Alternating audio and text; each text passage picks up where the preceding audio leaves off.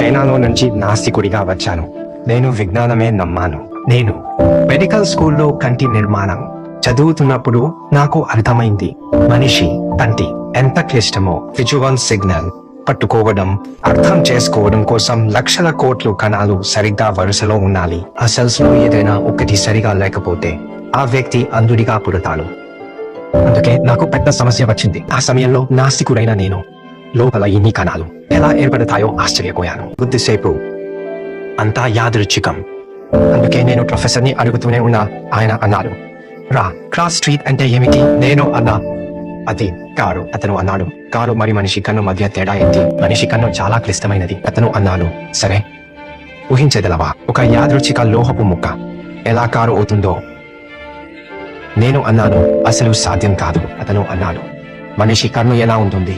అక్కడే నా జీవితంలోకి ఒక కిటికీ తెరిచాడు.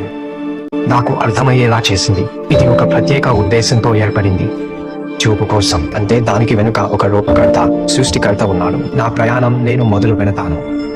ముందు ఒక సృష్టికర్త ఉన్నారని, దేవుడు ఉన్నారని నమ్ముతూ, తర్వాత మరింత స్పష్టంగా చెప్పాలంటే ఆ దేవుడు యేసు క్రీస్తు రూపంలో ఉన్నాడు. మన పాపాల కోసం క్రీస్తు మరణించాడు. అందువల్ల మనకు శాశ్వత జీవితం పొందే అవకాశం లభించింది.